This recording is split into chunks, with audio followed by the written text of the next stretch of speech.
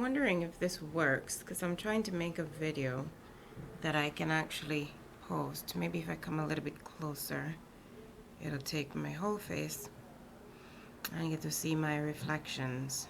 Um, I want to talk a little bit about my truth and what's going on with me and my mind and share that with the universe because it's therapy for me. You know what I'm saying?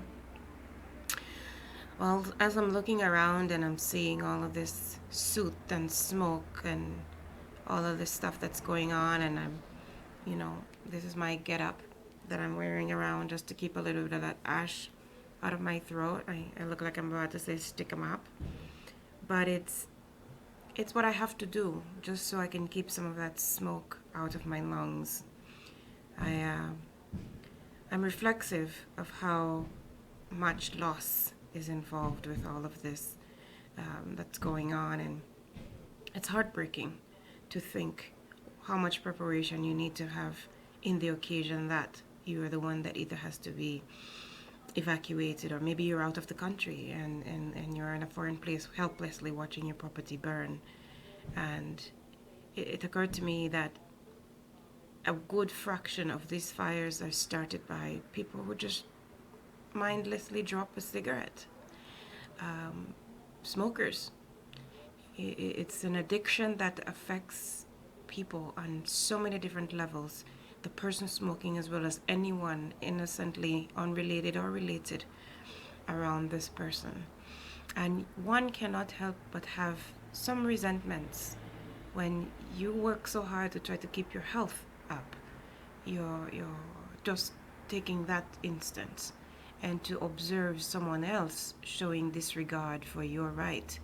You know, that person, all smokers have a right to do whatever they want with their bodies and their money and their health. But I have a right to breathe fresh air. I have a right to not get asthma. I have a right to breathe. And their right to do whatever they want to do should never trump or come before my right to fresh air and to breathe and to live a healthy life. So that's part of my reflection today as I am watching this happen, and I'm thinking about how we absent-mindedly in our behaviors affect our community and the people that we are around without a flashing thought. People driving down the street and they're smoking out their window because they don't want to smoke inside their car, but it never occurs to them that the smoke that they're holding out the window is being blown into the car behind them and in front them and beside them. So you won't smoke in your car, but you're smoking in mine.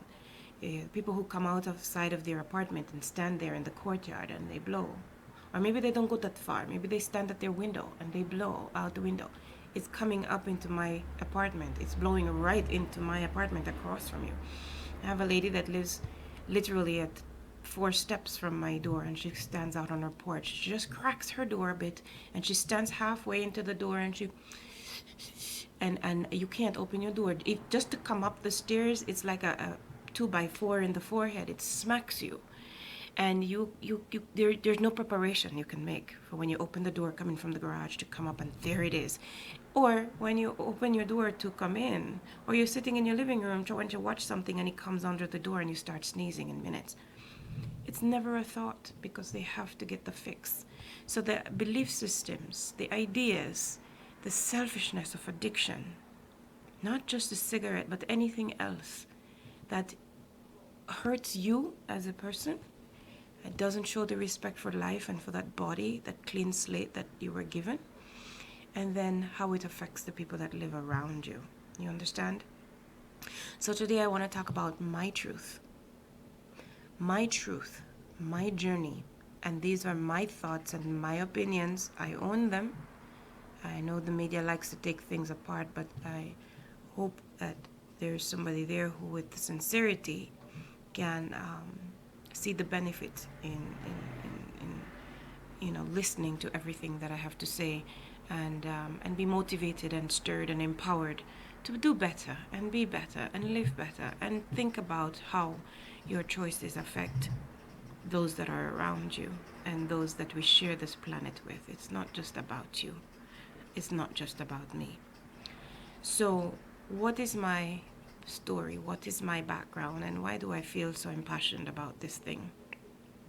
Well, my background started about, as far as I can remember, maybe what year, age 2 or 3, possibly, quite precisely 3.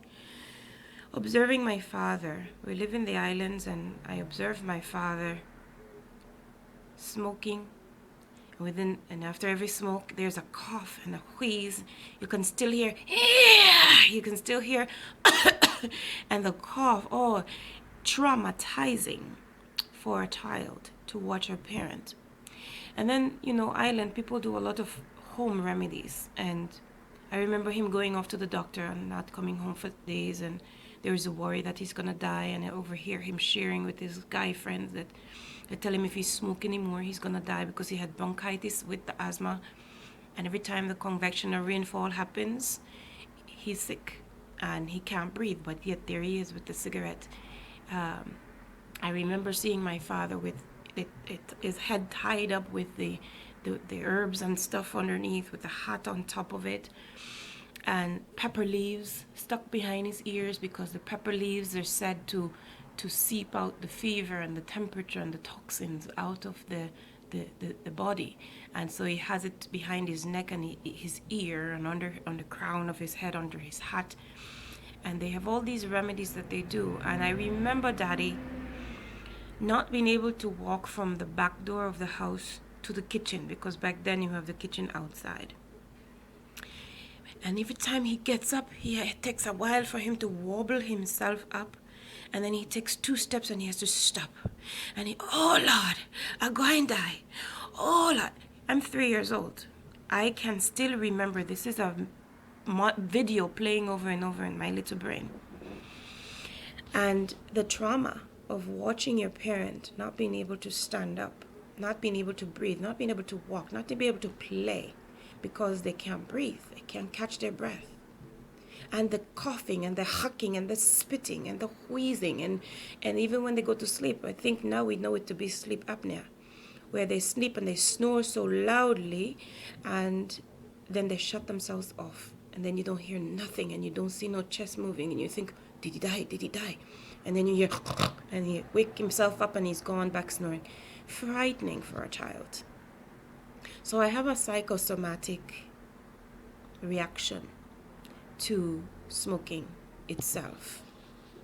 And then you think about the psychosomatic behavior or reaction, and then you thought, I actually over time developed an actual allergy, where if somebody smokes and then touch my skin, it would feel as if somebody cut me open and put pepper there. It burns. Somebody smokes and then kiss me on the cheek. Instant, I am burning and I'm rubbing. So my body has an actual allergy. I have, if somebody walked down the street right now with a smoke in hand and it blows in the window, within moments, my head, I start getting a migraine, temples. And from the migraine, this is with me doing work on my immunity and everything that I can do with my own health, right? Leading up to this, it was tears. I feel like I'm asphyxiating, first of all. As soon as I smell it, I feel like I can't breathe. My lungs, my throat locks up, and my lymphatic nodes, they get all swollen within moments. Now I can't swallow, I can't breathe, my eyes turn red, the headache starts, and the nose starts running. These are my symptoms before now. Now I do better. I just get the headache, and I got to do this. It's a migraine where you can't look and you have to now either take something. Or I start to wheeze in a few minutes. I've suddenly developed in the last 2 years pre-asthma, where it's triggered by the smoke and I start to wheeze. So I have all these other reasons physically and psychologically to deal with this topic. However, there's also a depth of story. About 5 years ago, I was awakened to the belief and the understanding and the appreciation of how mind-boggling, how baffling addiction is, when I dated and married unbeknownst to me, because he had all the right answers when I asked the questions, and a person who is struggled with addiction. And I am the girl from the other side of the tracks. I live healthy. When I met my husband, I was vegan, borderline vegetarian. I ran 20 miles 3 times a week. And between time, I'm working out, I'm doing weights, I'm swimming, I'm doing everything I am, because my life is serenity. My spirituality wasn't as top where it was prior to my meeting him. Otherwise, I would not have met him.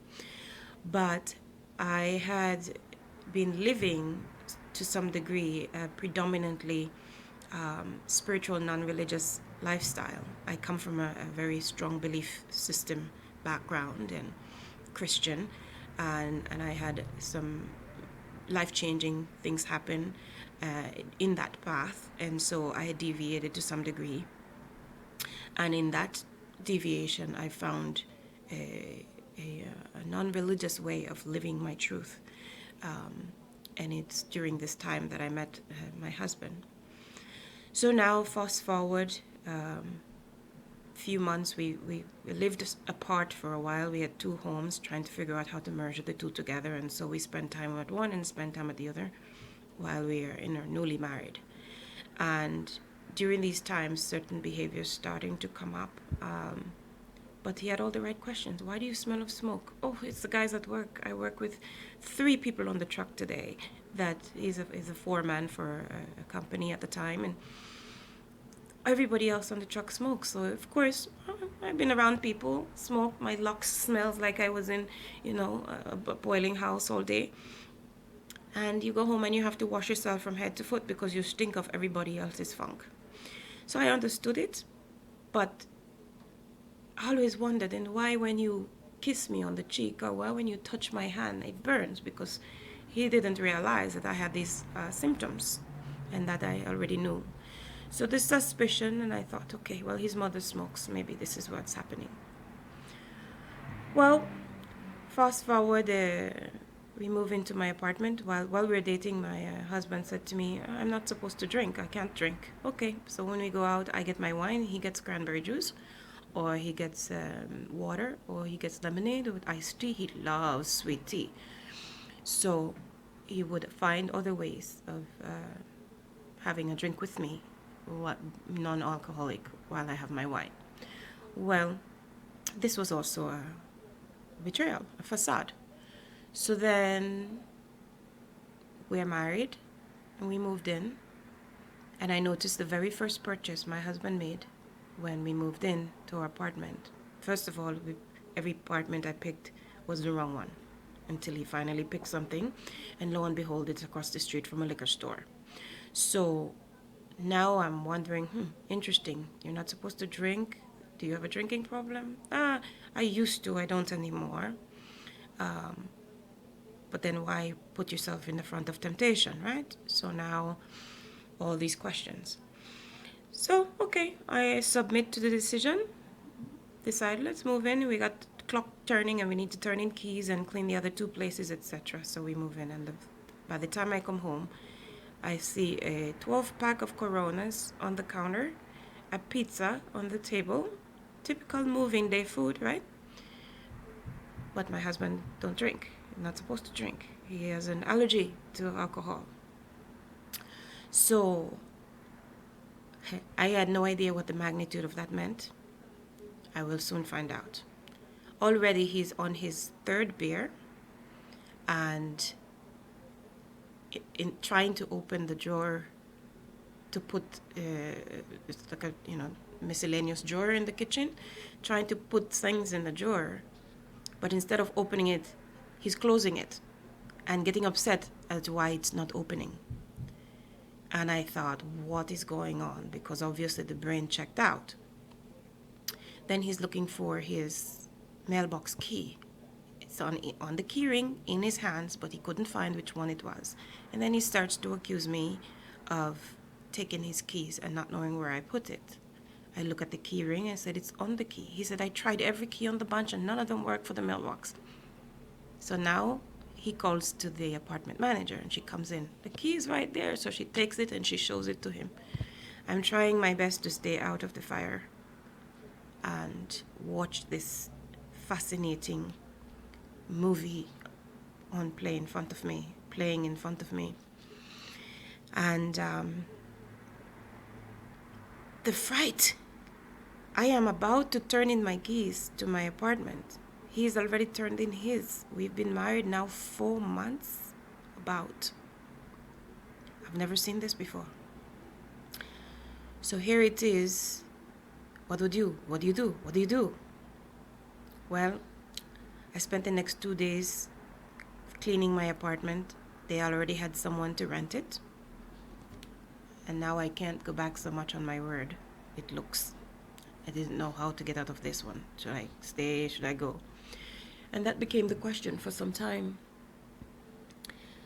So now, fast forward a week or so in to moving home, and you see the madness of this everyday drinking thing. Why do you have to drink every time you come home from work?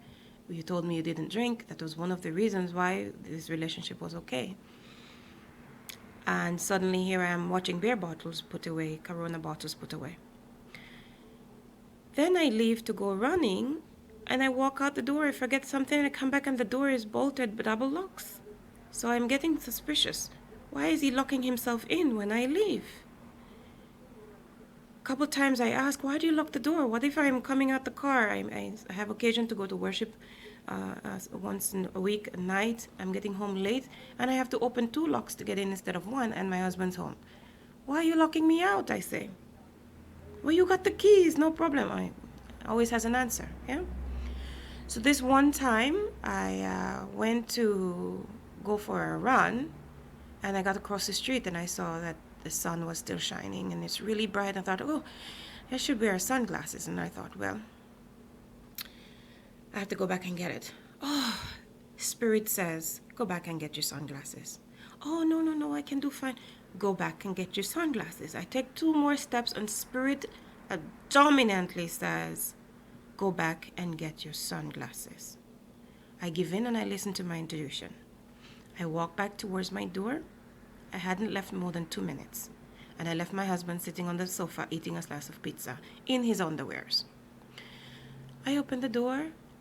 Both locks are locked. Okay, what is going on? Now I have 2 bedrooms. I go into both bedrooms. He's nowhere to be found. Where could he have gone in 2 minutes? I'm coming back from the bedroom calling his name. I see him standing in the corner on the porch, blowing smoke out of his mouth.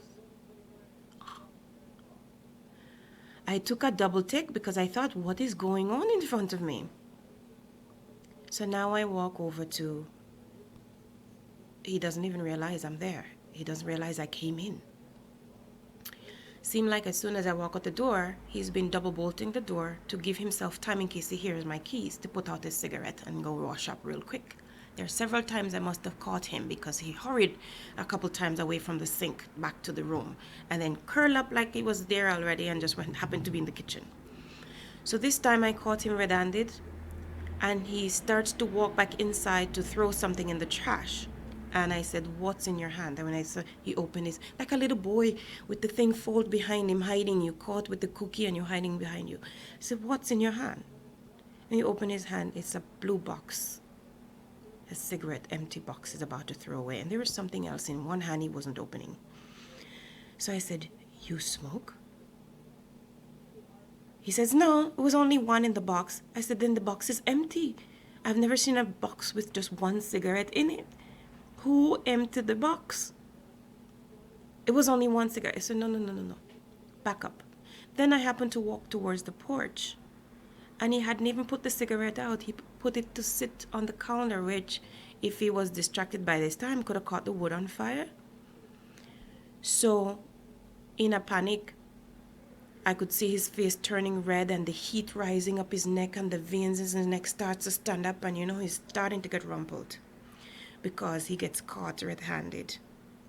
And what did he explain to me? Because he knew for all the time that we were dating, we couldn't walk into a restaurant if people were standing outside smoking.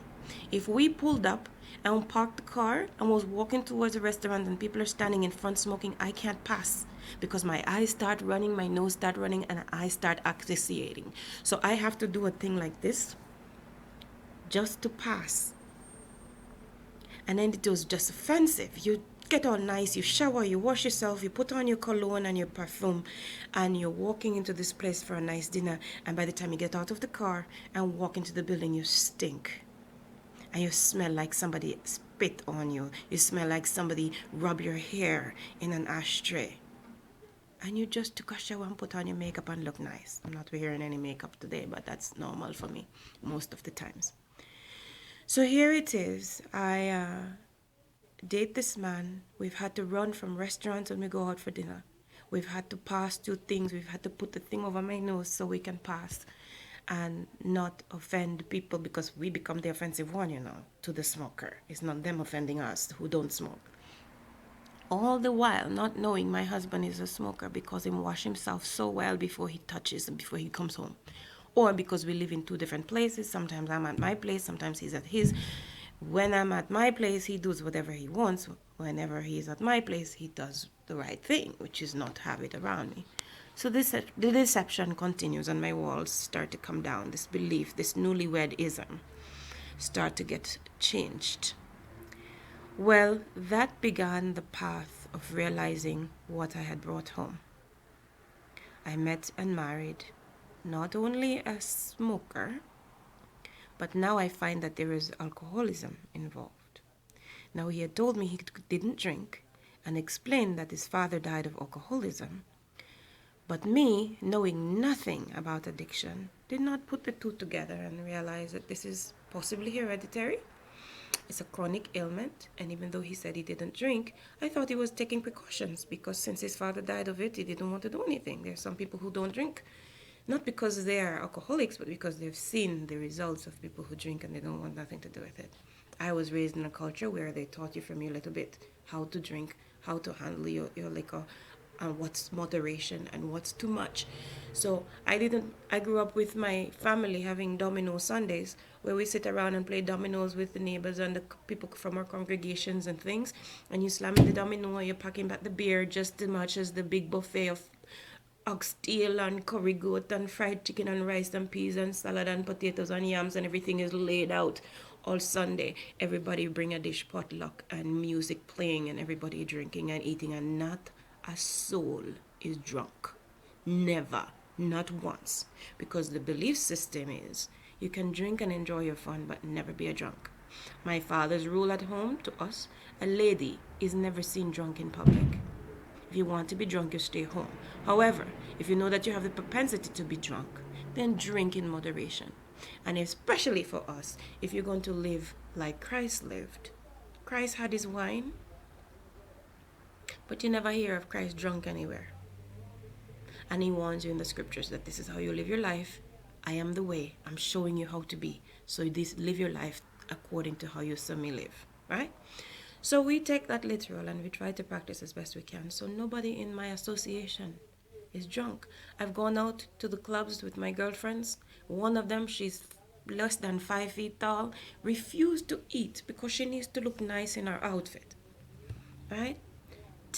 Less than 10 minutes after we walk into the club, I'm holding her hair back in the bathroom because we get table service and she orders a bottle of Chardonnay or Pinot Grigio or something, and literally 5 sips in, this girl's eyes start going like this and suddenly she have the courage to dance, and before the 6th sip, she's kissing on anything that she see pass by that tells her she's cute or comes up and says anything. Sometimes, this one particular time, she pulls the hand of this young man she didn't even know.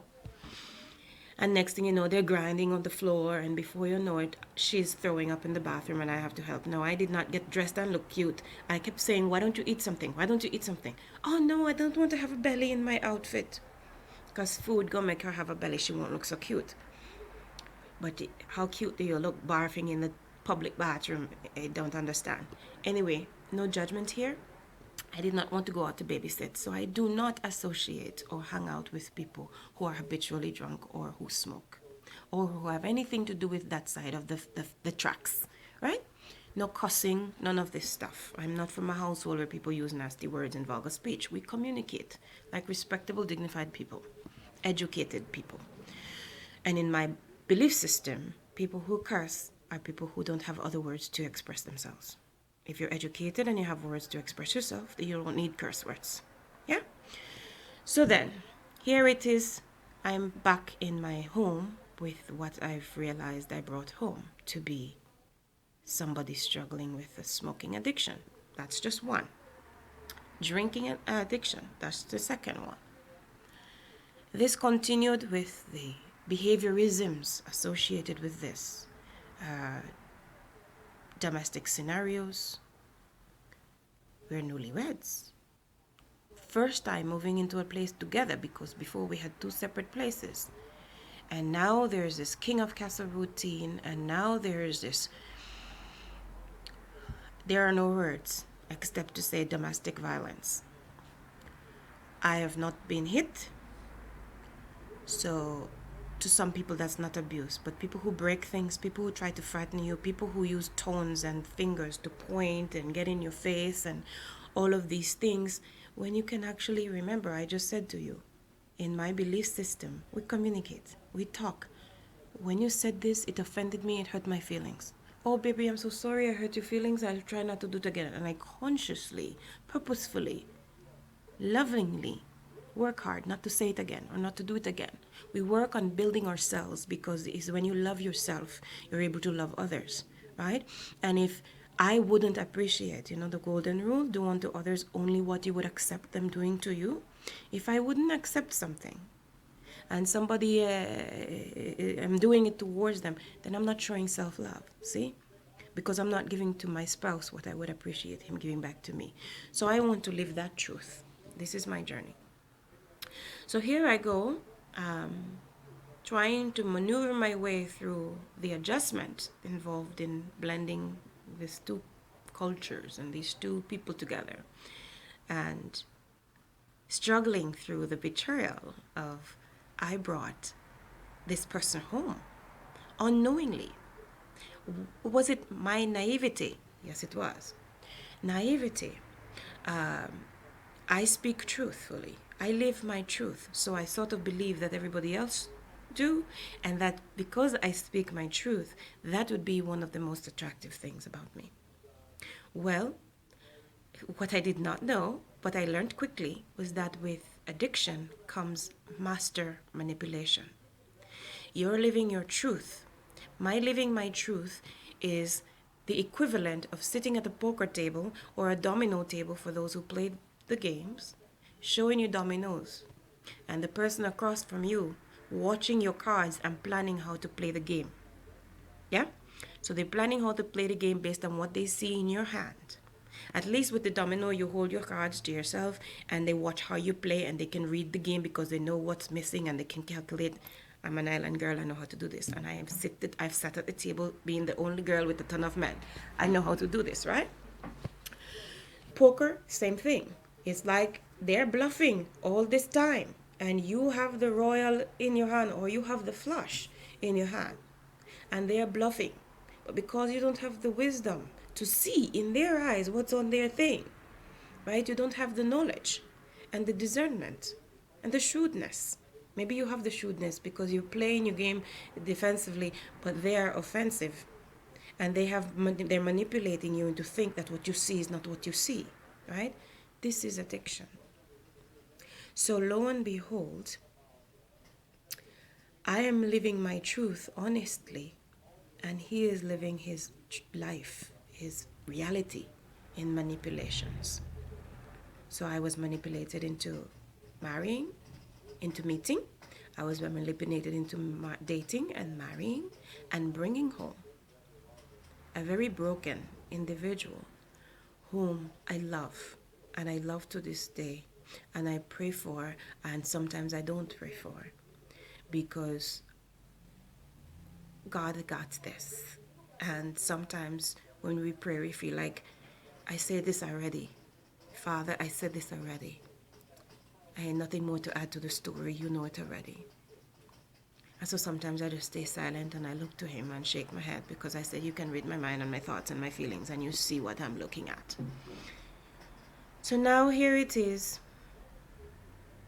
chapter 1 of living with and through active addiction while being the spouse with the healthy lifestyle, the healthy choices, the healthy lifestyle.